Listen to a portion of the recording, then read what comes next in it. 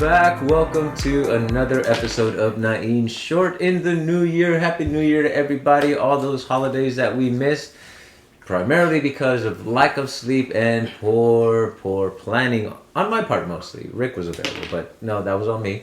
So sorry that I've been away for a few weeks, guys, but we are back, still training, still wondering how the hell we're going to push this forward and why the hell are we still doing this. For me, I can answer easily. I love training. I love learning new things, but we've reached a point where it's on me now to create those new things and create new ideas, lessons, and so on and so forth. And my only real question is how? How do we go about doing that? And there are multiple answers for that because regardless of whatever we do in our lives, we end up doing it our own way. My favorite example is always driving. The mechanics of driving is all the same. We all take that little booklet, we study the rules. Granted, every state has slightly different rules, but the mechanics behind the steering wheel, the pedal, the brake, the ignition, putting it into drive or into first gear, depending on what kind of car you have, it all comes down to essentially the same thing. You pay attention to the same hazards along the way in the road to be a safe driver, and yet every single one of us drives our own different way, and we think anyone that doesn't drive like us is a complete idiot.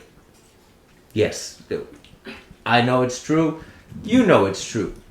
But it doesn't just stop there. I feel that we do that in every aspect of our lives. But when it comes to martial arts, there's a bit of a hiccup. The hiccup usually comes in the form of our masters, their masters, the lineage and the traditions of how we're supposed to teach things and what we're supposed to teach. Now, does it work? Yes, it does work. However, we've heard this many times before from various instructors. It will not work the way that it was taught. Meaning, you have to add something to whatever technique or idea that you're practicing to make it useful for you, the individual, and in that particular situation. Because if one size fit all, we would all learn the same martial arts. We would all just do the same thing, and it would work every single time, except when you fought somebody who also trained. And let's use that as an example. Let's use the example, we all equal, we all learn the same stuff, we all know the same things, and now you have to fight somebody who knows everything that you do. What would be the tipping point? What would be the thing that would put you above that person? Equal amount of training. Let's take it a little bit further. They're the same height as you, same weight, same age. All these factors that come into a fight are all the same. What would then give you the edge? What would make you better than that person and actually win that fight? I'm not talking about survival. I'm talking about actually winning a fight. Different topic altogether. But what would it be? It can't be experience if you have the same amount of experience. And it can't be skill because you both have the same amount of skill, have the physicality to do those things to whatever degree you believe that skill should be at, or that your instructor said you are to that level, so you are now ranked to this. And to me, the only answer that comes up is, well, your own creativity. Because that can't be taught to you. That is just something that you have. Your level of creativity, of being able to take that information and augmenting, changing just enough so it becomes a part of you, and you the way that you think, not the way that you are. Now, granted, you should know the way that you are because we all have limitations. If you're taller, there are certain things you can't do. If you're shorter, there are certain things you just can't do against somebody taller. If you're bigger, if you're whatever the case may be, there are these differences, whether we want to admit them or not, that will affect the way that we perform things. So what it breaks down to, in my mind, it's understanding. What is your level of understanding, not of just your art, but what came before it? What is this move truly intended to accomplish? Is it really a block? Is it a parry?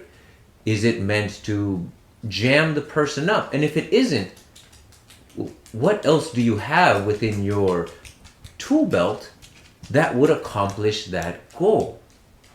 And if we don't question these things, then will we ever truly move beyond what we were taught? And that's the beginning aspect of this whole thing. How do we evolve ourselves, our knowledge base, our training, so we can accomplish something that we want? Not necessarily shy away from tradition, and definitely not disrespect the lineage that we hold, but rather push it forward and evolve it. Bring your own ideas to the concepts and really evolve within yourself and your skill set. Because that's ultimately what we want our students to do. As an instructor, I want my students to be better than me. But if all they ever do is what I teach them, will they ever surpass that? And the answer is no. They have to take it upon themselves to think things through, to make it work for them, to say, yeah, that's a great idea, but this is my interpretation of that very same idea. And if we can't accomplish that, well, I think we're doing a disservice to our students. And I'll take it back. I won't make it a blanket statement. I personally feel that I would be doing a disservice to my students, because that is the tradition that my instructors instilled in me. So I'm not shying away from it. I'm doing everything I can to make sure I live up to that. And his job is to make me better than him. It hasn't worked, so either he's a horrible teacher or I'm a horrible student, or a little mixture of both, but we're still working on it. And that's the point. And that's one of the major reasons I keep coming back and I keep training, is because that goal has not been set. And that's a crucial aspect of where you're going to go, is that focus of your goal. What are you trying to accomplish with this simple movement? And let that translate into everything else that you do. Every kick, every block, every move, every side step. Are you stepping forward? Are you stepping out? And what are the reasons why you would do those things in that moment? Some of them are physical. You're just not that tall. You have to take a wider step to close that gap. You are very tall, and your step should be half of what you're doing right now to accomplish that goal. But if you don't have that clear purpose of what that goal is within every movement, will you ever accomplish what it is that you want to do? Will you ever notice that you're not living to the full potential of that technique? Because you're not looking at these differences. All this information is constantly there. We've talked about differences in ranging, but the thing that we don't talk about is the fact that it changes for every single person. It could be a quarter of an inch, it could be 4 or 5 inches of difference in reach, in step. And if we don't consider those things for ourselves to begin with, then we're not going to accomplish what that technique, what that move was originally intended to. And the crazy thing about it is that its original intent can and will change because of the situation, because of who you are or where you find yourself when you need these ideas. There is a lot of information that we overlook because we're stuck with, this is what the book says, this is what my master taught me, this is what we are going to keep on teaching. But this is something that we've had a discussion before with other instructors about this idea. Now, if we break it down to just a very generic concept of business, I pay an instructor a certain amount of money. They give me something in return. Now, I paid for it. It is now mine to do with as I please.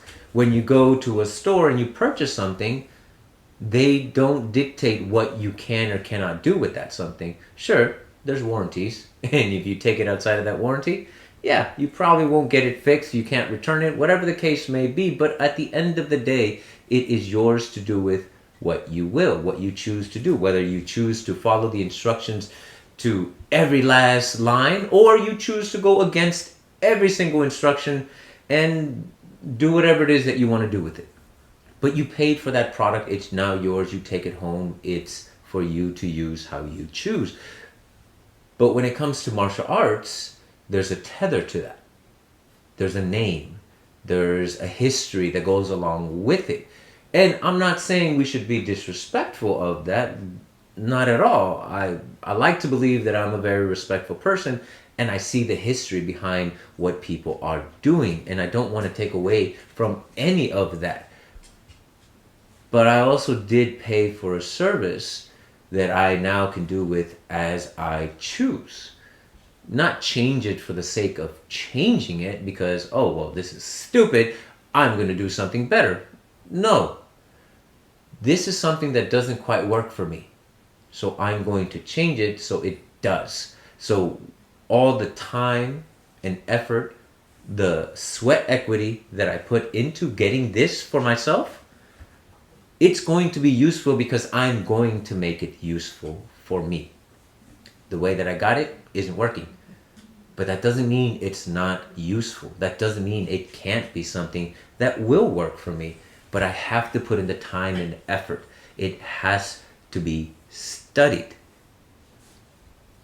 Myself, my art, my opponent. All these factors require thought process, and they all need to work together in order for these things to become useful to me, the individual. And it sounds like a simple process, and for the most part it is, but that does not make it an easy thing to do, because breaking away from hundreds of years of history isn't very easy, but it is doable. And I think that's where we need to go. We need to push the envelope and create our own thoughts and ideas. Granted, it was something that was literally told to me I need to do. And I'm not accepting it just because my instructor said, whoa, you need to do this. No, that would be following that same fallacy. Instead, I took the time to realize what was being said behind that. And yeah, I have 13 years of training under my belt. I do have another black belt in a different system. I have a lot of information that I can work with, but what have I done with it? Have I pushed the envelope of what I can do? Have I played with it enough to say, hey, this is Nain's way of doing things? Not because it was taught to me that way, not because so-and-so said something, but because I took the time, the effort to study what I know, to fully understand what I know, and push the envelope of what I can do with it based on what I'm capable of doing. Not what so-and-so did, not what my other instructor did or said, but what I believe is going to work best for me. And then guess what? I go test it out and find out very fast, hopefully in a safe environment, that it did not work. Well, why didn't it work? And the evolution continues. The constant recreating, the constant questioning of whether or not it's going to hold water as a concept, as a move, as an idea. It's going to teach my brain to always look for an out, always look for a better way, always push the evolution of what I'm capable of doing. It's one of those moments where you're just playing with things, but as seriously as possible. But at the end of the day, it's still just play, because all you're doing is creating different ideas for yourself that are going to work.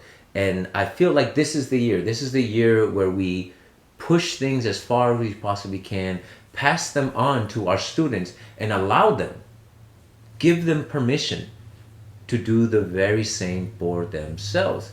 We hear it a lot at seminars, at other schools. Take this and make it your own. But on the flip side, we also hear, hey, I tried to make it my own and I got yelled at for changing it. That doesn't make sense.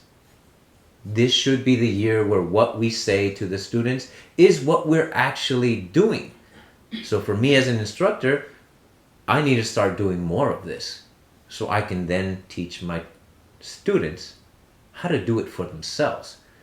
Because at the end of the day, they're the ones that are going to have to use it. I'm the one that's going to be in that fight, in that situation.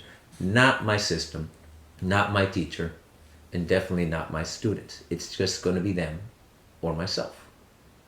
So I have to make sense of it, and it has to work for me in that moment. And if I'm not teaching myself how to create, how to move out of a situation, how to think differently in a stressful moment, then I'm probably not going to do that. And no matter how many years I have under my belt in training, might still get my ass kicked. And that in itself would be a very humbling experience, but I'd rather not get to that point before I start doing something about it. So here we are, still training, still thinking, still pushing, and refocusing the evolution, because everybody changes things over time. All I'm saying is that we should be proactive and start doing it on purpose. I don't know. Tell me what you think. Is that something worthwhile? Is that something worth exploring? Is that something you already do? And if you do, how do you go about doing so? Please share, like, subscribe, and I'll see you on the next one. Till then, 3, 2, 1, cut!